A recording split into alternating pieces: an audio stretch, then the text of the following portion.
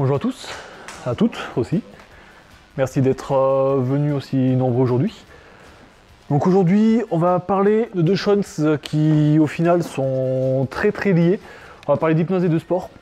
Donc on va le faire globalement en trois parties. La première partie, c'est qu'on va très simplement, après s'être présenté, vous présenter ce qu'est l'hypnose.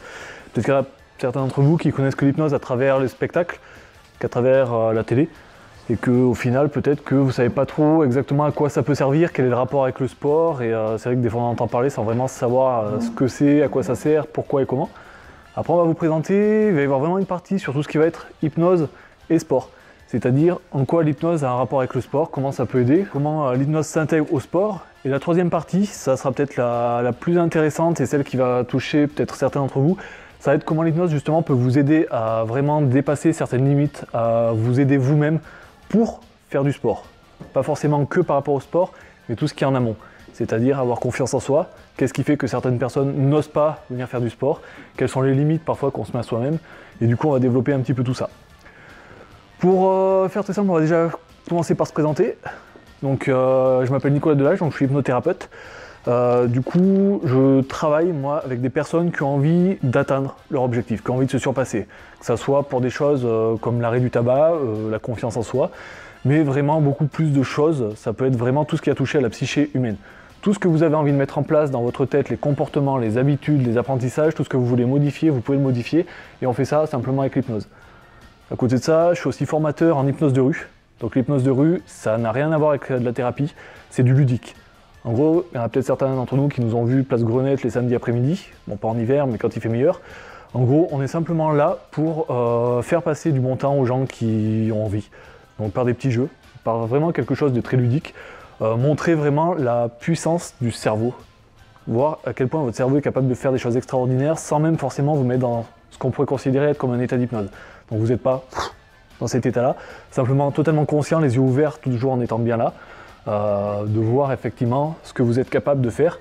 Et c'est un petit peu ce qu'on va retrouver dans le sport justement.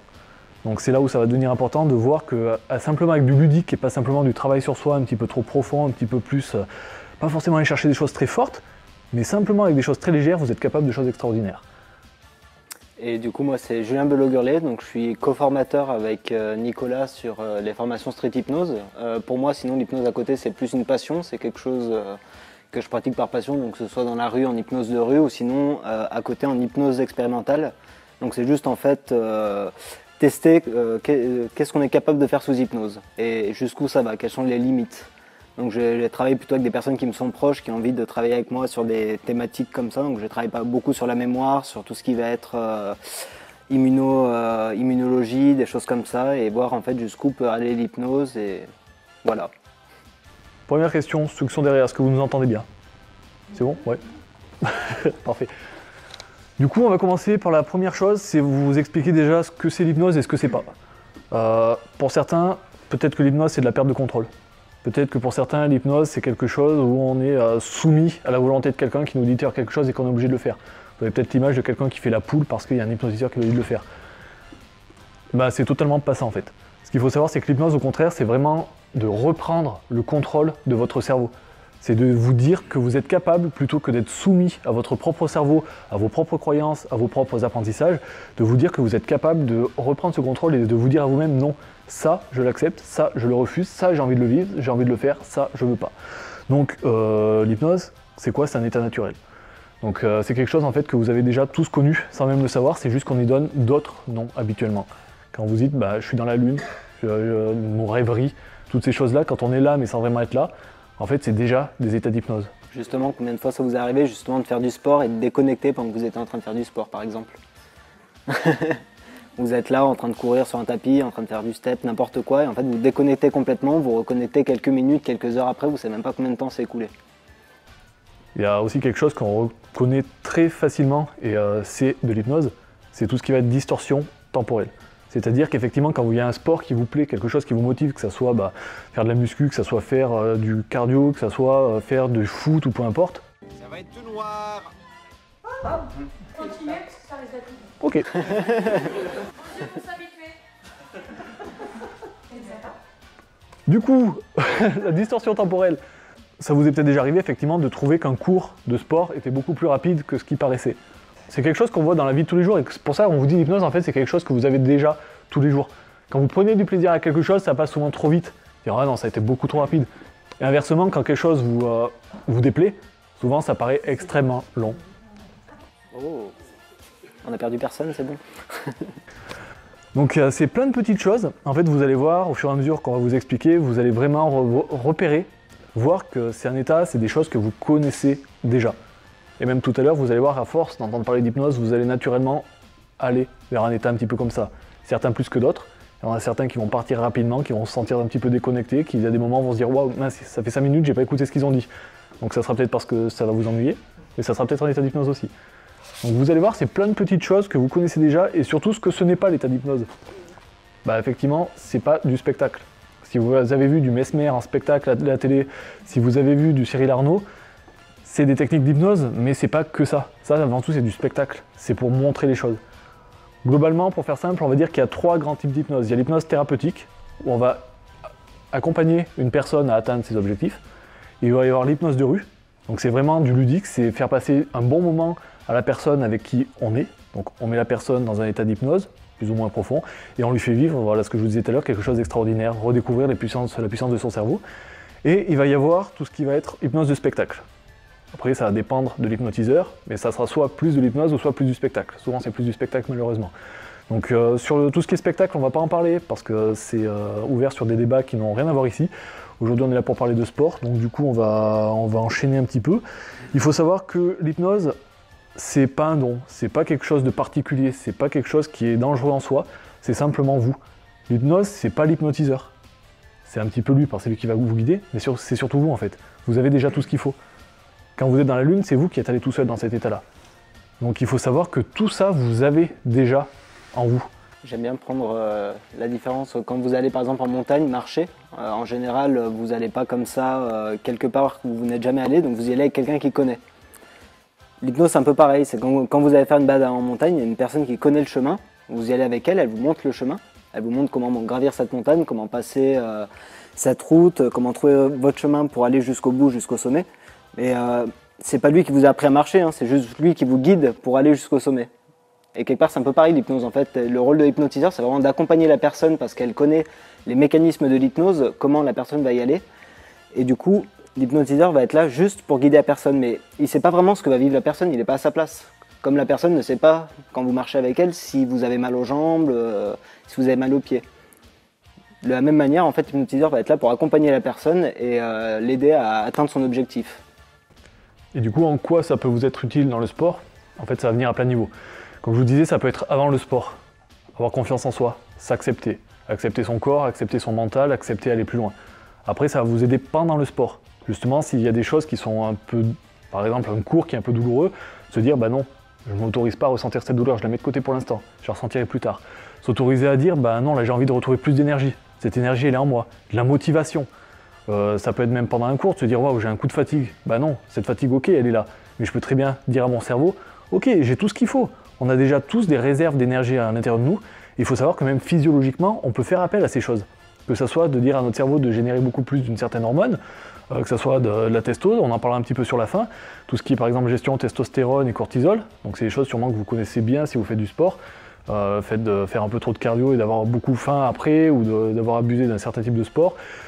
C'est des choses sur lesquelles on peut reprendre le contrôle. Dans un instant, on va faire un petit test pour vous rendre compte à quel point votre cerveau a une puissance sur votre corps. Que le cerveau, c'est pas que le cerveau. Le cerveau, c'est le centre de contrôle de votre être. Vous êtes un humain, vous êtes un être complet, vous avez un cerveau, vous êtes capable de vivre cet état d'hypnose et vous êtes capable d'avoir le contrôle sur vous. Donc il faut vraiment partir du principe, et c'est le plus fort, c'est le plus important, c'est de se dire que vous pouvez le faire. Et ça, c'est vraiment la chose la plus importante. Une personne qui se dit « j'y arriverai pas, j'ai pas envie de le faire, et je ne m'en sens pas capable », elle le fera pas. C'est un petit peu, vous connaissez tous la méthode Coué. Je vais bien, tout va bien. Émile Coué, il faut savoir, c'était le papa français de l'auto-hypnose. Et ça fonctionne. Aujourd'hui, on a développé des techniques un petit peu plus poussées que ça, hein. On ne se répète pas juste ces phrases-là bêtement, mais ça fonctionne. À partir du moment où vous savez que vous êtes capable de le faire, vous allez le faire. Si à un moment vous êtes en train de faire une course qui vous reste 300 mètres à faire mais que vous avez mal aux jambes, que vous n'en pouvez plus, si vous vous dites non, je peux le faire, vous allez être capable de le faire. Votre cerveau est là pour vous accompagner à travers ça, pour vous dire ok, bah, je me déconnecte totalement de mes sensations, je me déconnecte de mes douleurs, je me déconnecte de tout ce qui me freine, de tout ce qui me bloque. Et le but, c'est vraiment d'aller au-delà, d'aller chercher des réserves encore plus puissantes. Et au niveau du sport, vous allez voir, ça peut être vraiment quelque chose de très très fort. Du coup, ce que je vais vous proposer, pour tester déjà un petit peu la puissance de votre cerveau, ça va être, dans la mesure du possible, ça va être de faire un petit test 2 par 2. Donc, trouvez-vous un camarade ou quelqu'un qui est à côté de vous. Vous allez voir, on va faire quelque chose de très très simple. Alors ça ne demande pas de se lever, ça ne demande pas de faire un effort surhumain, vous inquiétez pas. Sauf si quelqu'un a le poignet qui est cassé, qui est brisé, qui a mal à la main, faites pas ce petit test. Si vous n'avez pas de problème au niveau du poignet ou à la main, il n'y a pas de souci, ou sinon prenez l'autre main. Du coup, ça va être très simple. Je vais demander, donc, il y a une personne qui va, dans un premier temps, choisir ce signe. Voilà. En fait, vous collez votre index et votre pouce ensemble pour faire un cercle, tout simplement. Une personne sur 2. Voilà. Il y en a un qui le fait. Et voilà. Hop. Tac, tac. Allez, Nico, vas-y. Alors, le test est très simple, en fait, c'est un test de force, ça s'appelle. Donc, le but, ça va être de reproduire quelque chose avec l'imagination et sans l'imagination, avec état d'hypnose, sans hypnose, quelque part. Donc, je vais vous demander dans un premier temps juste de mettre votre doigt comme ça et de demander, en fait, il le fera par la suite, à votre collègue de venir décoller vos 2 doigts. Donc, il va prendre avec ses 2 doigts comme ça, essayer. Avec les 2 index, vous allez simplement essayer de décoller les doigts. Et ce que vous allez faire, c'est que vous allez vous souvenir de la force qui est nécessaire pour décoller ces 2 doigts. Vous allez mettre les doigts, l'autre il va retenir plus fort qu'il peut, et vous allez essayer de décoller les 2 doigts et voir à quel point c'est difficile. Essayez de voir si vous devez forcer beaucoup ou juste un peu. Juste tester. Hop, du coup, juste les doigts comme ça, voilà. Et là, hop là, voilà. À un moment, ça finit par lâcher. Et c'est simplement de voir quelle est la force qu'il vous faut pour arriver à faire lâcher les doigts. Maintenant, ce qu'on va faire, allez, force. Maintenant, ce qu'on va faire, c'est qu'on va aller un petit peu plus loin. Les personnes qui ont les doigts comme ça, ce que je vais vous proposer, ça va être de fermer les yeux et d'imaginer que vos doigts, donc ces doigts-là qui sont comme ça, vous allez imaginer que c'est un anneau. C'est un anneau qui est fermé, qui est soudé. Vous allez fermer les yeux et imaginer que c'est du métal, qu'il a été soudé comme une bague en fait, et que c'est totalement serré, impossible à décoller. Et vous allez vous concentrer sur l'énergie qui peut passer dans cet anneau. Quelque chose, une énergie qui va être tellement forte que votre anneau il va être incassable, imbrisable. Et vous allez simplement faire ça. Fermez les yeux, concentrez-vous. Et une fois que vous serez concentré, l'autre personne à nouveau va essayer d'ouvrir. Et vous allez simplement voir la différence de force qui va être nécessaire. Ce qui va être intéressant, c'est de prendre une respiration pendant que vous êtes en train d'imaginer ça, une grande respiration. Et continuer à serrer cet anneau. Imaginez qu'il se forge, qu'il devient un seul. Et dès que vous vous sentez prêt, vous allez pouvoir réessayer d'enlever ses doigts à la personne. Vous pouvez essayer maintenant d'enlever ses doigts. Le collègue va pouvoir essayer du coup de séparer ses 2 doigts et de noter la différence entre les 2. Qui a pu noter une différence entre les 2? Tout du moins qui en a? Ouais. Qui a noté une différence du coup entre les 2? Ou tout du moins qui n'en a pas noté, ça sera peut-être plus simple. Ok, très bien. Intéressant. On va y revenir après un petit peu justement quand on va parler de visualisation, donc c'est intéressant. Ce que je vous propose, c'est de faire l'inverse. Pour celui qui avait les doigts serrés, il va pouvoir essayer de tirer les doigts, et celui qui avait les doigts pas serrés, il va pouvoir faire. Prenez le temps de bien vous concentrer, de bien ressentir l'énergie dans vos doigts. Prenez vraiment le temps de vous concentrer, de ressentir toute l'énergie, les doigts totalement collés, serrés, soudés, comme si les doigts étaient impossibles à décoller. Vraiment vous concentrer.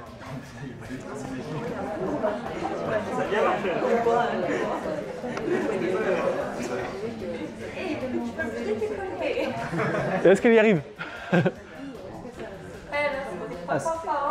Ça paraît très simple comme ça, mais c'est déjà le début d'un état d'hypnose en fait. En fait, ce que vous avez fait, c'est ce qu'on appelle de la visualisation.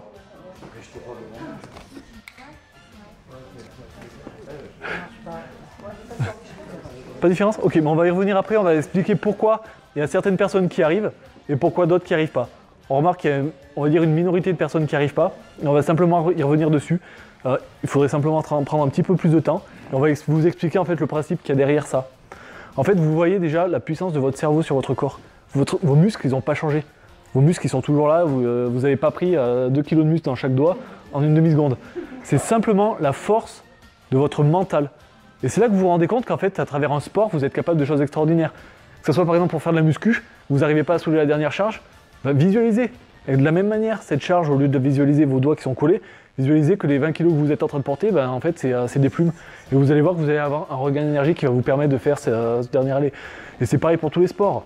Si à un moment vous sentez qu'il y a quelque chose, vous avez besoin d'aller plus loin très rapidement, en fait c'est ce qu'on appelle de la visualisation. C'est ce que font les sportifs souvent de haut niveau. On va prendre un coureur, quelqu'un qui se fait un 100 mètres. Plutôt que de s'imaginer là où il est, de se voir ses pieds là où ils sont sur la ligne de départ, non, il se voit déjà sur la ligne d'arrivée.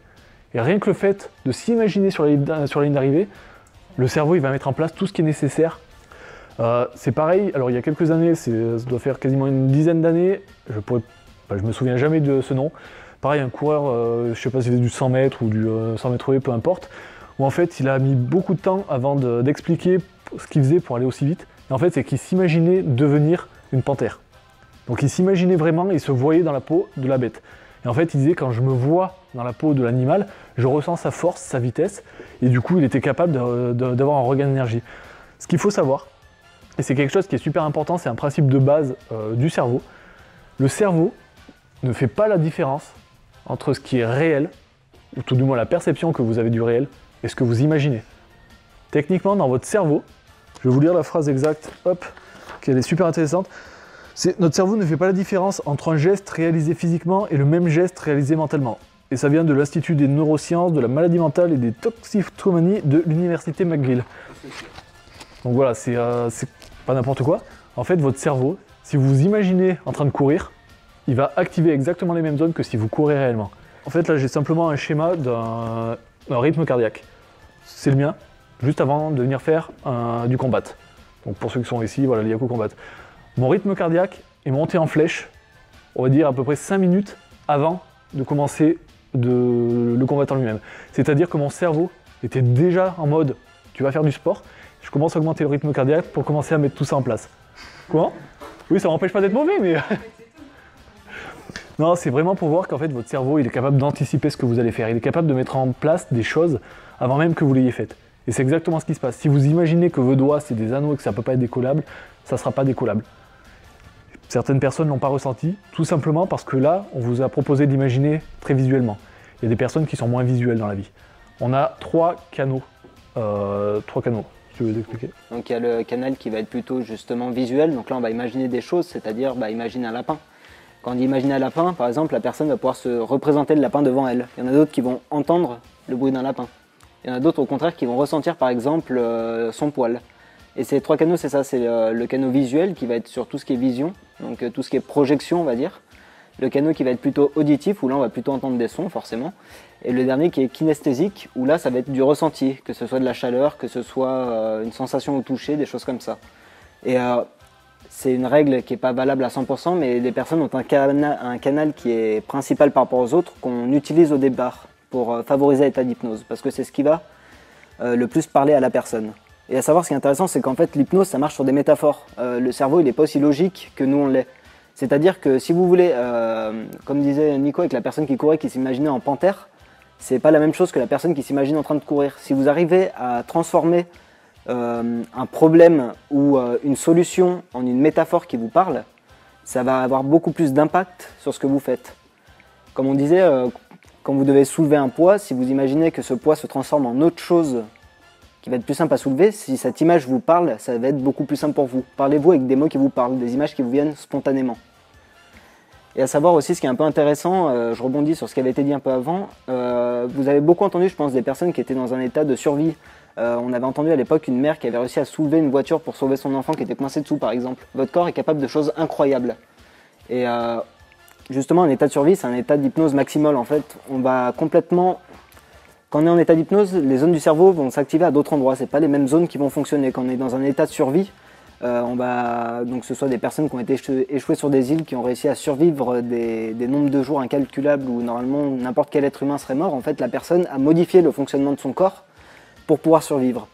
Et c'est ce qui se passe justement dans ces cas-là où quand on se fait agresser ou des choses comme ça, en général, on réagit d'une manière différente de ce qu'on réagirait normalement. Et si on prend du contrôle là-dessus, on est capable du coup de modifier à chaque fois comment on va agir tous les jours et comment est-ce qu'on va agir dans différentes manières, comme augmenter son rythme cardiaque juste avant de faire sa séance de sport. Toutes ces choses automatiques, c'est ce qu'on appelle l'inconscient en hypnose.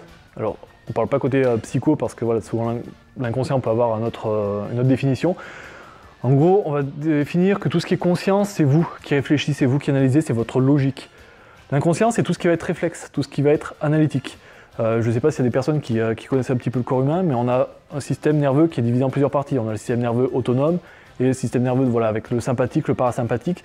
Typiquement, quand vous vous faites mal, vous retirez votre main, vous ne réfléchissez pas, vous ne dites pas « Ah mince, j'ai mal, il faut que je retire ma main ». C'est automatique.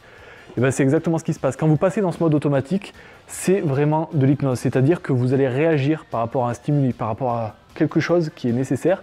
Et ça, plutôt que ça soit automatique, le but, c'est de reprendre le contrôle là-dessus. De forcer ce système automatique qui a beaucoup plus, on va dire, de puissance que vous. Il est beaucoup plus rapide.